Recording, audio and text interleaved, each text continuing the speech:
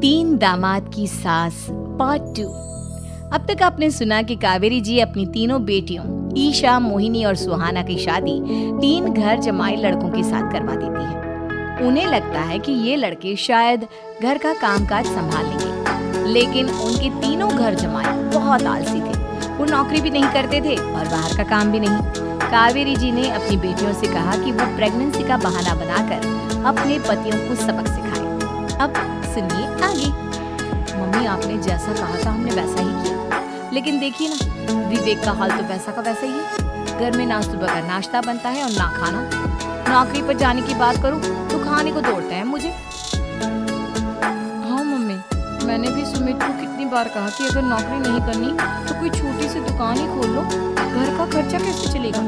देखो दोपहर के 12 बजने आए और जनाब अभी तक सो रहे हैं। हाँ मम्मी, ईशा और सुहाना ठीक कहती हैं। अविनाश का भी यही हाल है। जब मैंने अपनी प्रेगनेंसी के बारे में कहा तो मुझसे कहने लगा, अरे दूसरी लड़कियां तो 9-9 महीने तक नौकरी करती है, बस डिलीवरी के टाइम छुट्टी लेती है।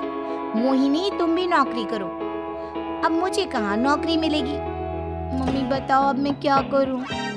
हे भगवान, क्या सोचकर घर जमाई दामाद लाई थी मैं कि मेरी बेटियां मेरे पास रहेंगी और खुश रहेंगी, लेकिन इन आलसी दामादों ने तो हमारी जिंदगी को भी प्रॉब्लम में डाल दिया है। मैं तो कहती हूँ मम्मी, हम लोग वापस अपनी जॉब पर जाना शुरू कर देते हैं। बता देते हैं इन लोगों को कि हमने प्रेगनेंसी का बहाना किया है। नहीं नहीं बेटा, ऐसी गलती भी मत करना। अगर तुमने ऐसा किया तो इन तीनों की आदत और खराब हो जाएगी। अरे आज नहीं तो कल कभी तो तुम प्रेग्नेंट होगी, तब वापस यही प्रॉब्लम आएगी। तब क्या करोगी तुम तीनों? हाँ मम्मी, आपकी बात तो बिल्कुल सही है। इन लोगों को तो सुधारना ही पड़ेगा। लेकिन कैसे? अपने बच्चों के आने की खबर सुनकर भी इन लोगों पर कोई असर नहीं हो रहा। पैसे कमाने के लिए घर से बाहर निकलना ही नहीं चाहते ये तीनों। अब मेरे दिमाग में एक प्लान आया है। तुम तीनों चिंता मत करो, उन तीनों को बुलाओ, फिर मैं बात करती हूँ। थोड़ी देर बाद कावेरी जी अपने तीनों दामादों को सामने बुलाकर अपनी बात कहना शुरू करती हैं। अविनाश, सुमित और विवेक, देखो बेटा, मैं ना तुम तीनों से बड़ा प्यार करती हूँ, इसीलिए तो तुम्हें घर जमाई बना कर रखा है मैंने।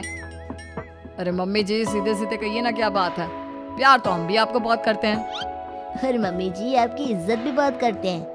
अरे भाई, आपके जैसी सास और कमाने वाली बीवी सबको मिलती है क्या? हाँ मम्मी, विवेक और सुमित ठीक कह रहे हैं। आपकी बेटी से शादी करके मेरी तो जिंदगी ही अच्छी हो गई है। जानती हूँ मैं, और ये भी जानती हूँ कि तुम तीनों अपने अपनी बीवियों से बहुत प्यार करते हो। बेटा, बात ऐसी है कि हमारे कुल गुरु ने कहा है कि प्रेग्नेंट होने के बाद मेरी तीनों बेटियां शुरू के 4 महीने हमारे गांव में जाकर रहेगी, जहां मेरे चाचा जी रहते हैं। अरे लेकिन क्यों मम्मी, गांव में जाकर रहने की क्या जरूरत है इन तीनों को? वो क्या है ना बेटा, हमारे परिवार को एक श्राप है। अगर मेरी बेटियों ने यहाँ पर बच्चा पैदा करने की कोशिश की तो उनके बच्चों को कुछ भी हो सकता है। इसलिए अब से लेकर 4 महीने पूरे होने तक इन्हें गाँव वाले घर में रहना पड़ेगा। तो इसमें प्रॉब्लम क्या है मम्मी जी? हम भी वहाँ जाकर रहेंगे, पिकनिक मनाएंगे। अरे भाई, बीवी जहाँ हम भी वहाँ। हाँ यार, आइडिया तो बहुत अच्छा है। शहर की जिंदगी में रह रहकर परेशान हो चुके हैं, अब कुछ दिन गाँव में बिताएंगे।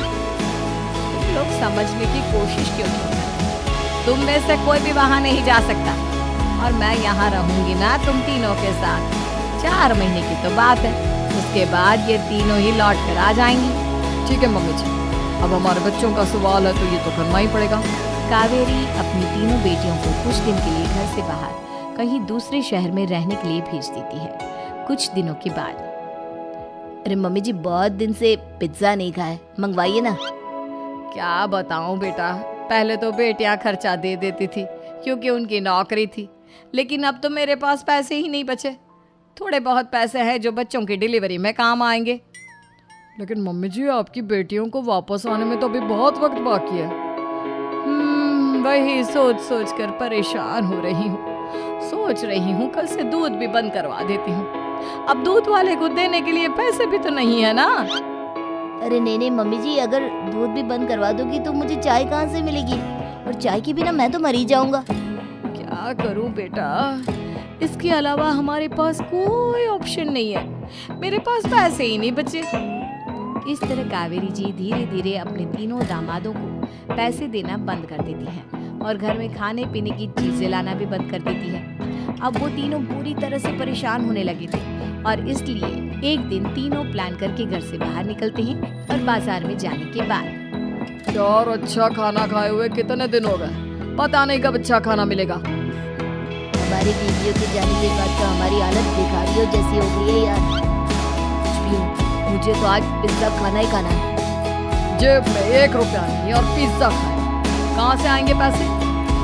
देख वहाँ सामने बोर्ड पर क्या लिखा हुआ है, कंप्यूटर पर काम करने के लिए एक आदमी की आवश्यकता है। भाई मैं तो जा रहा हूँ, काम करूँगा और शाम तक पैसे लाकर आराम से पिज्जा खाऊंगा। जा जा, तुझे कोई काम नहीं देने वाला, हम तो घर जा रहे हैं। चल भाई सुमित और अविनाश वहाँ से चले जाते हैं और विवेक उस कंप्यूटर शॉप पर सारा दिन काम करके 5,000 रुपए कमा कर घर लौट कर आता है और अपने खाने के लिए अच्छी अच्छी चीजें भी लेकर आता है। ये देखकर विवेक और सुमित के दिल में भी कुछ पैसे कमाने की इच्छा जागती है। अरे सुबह सुबह कहाँ चल दी है तुम? मम्मी जी एक बहुत अच्छी जगह मिली है, कंप्यूटर पर काम करने के 5,000 मिले थे कल मुझे। अगर रोज काम करूंगा तो पूरे 40,000 की तनख्वाह। अरे वाह, ये तो बहुत अच्छी बात है दामाद जी, आपको जाना ही चाहिए। सुमित और अविनाश विवेक को इस तरह तरक्की करते देखकर परेशान हो जाते हैं और वो दोनों भी काम की तलाश में निकल पड़ते हैं। धीरे धीरे उन दोनों को भी काम मिल जाता है। अब कावेरी के तीनों दामाद छोटी मोटी नौकरी करके अच्छा पैसा कमाने लगे थे। एक दिन कावेरी उन्हें अपने पास बुलाती है। अरे वाह, विवेक 40,000 कमा लेता है, अविनाश 60,000 और सुमित तुम भी 40,000 के आसपास कमा ही लेते हो। कुल मिलाकर तुम अच्छे खासे पैसे कमा रहे हो बेटा। हाँ मम्मी जी, बहुत मजा आता है जब महीने के एंड में मोटी रकम हाथ में आती है। पूछिए मत मम्मी जी, घर में रहकर रोटी बना कर औरतों जैसा महसूस होने लगा था मुझे तो। हाँ बेटा, तुम तीनों की बात तो बिल्कुल ठीक है। और जानते हो, अब तुम तीनों की पत्नियां भी वापस लौट कर आने वाली है। लेकिन मम्मी जी अभी तो उन्हें गए सिर्फ 2 महीने हुए हैं, आपने तो कहा था वो 4 महीने के बाद लौट कर आएंगी।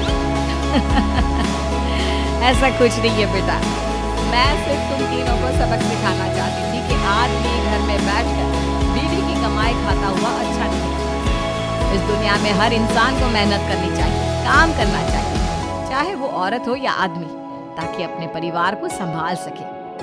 कावेरी की बात सुनकर उन तीनों को अपनी गलती का एहसास होता है और कावेरी उन्हें सच बता देती है कि ईशा, सुहाना और मोहिनी शहर में ही कहीं दूसरी जगह रह रहे थे। शाम के वक्त उन तीनों की पत्नियां लौट कर आ जाती है और कावेरी जी का परिवार एक खुशहाल परिवार की तरह रहने लगता है।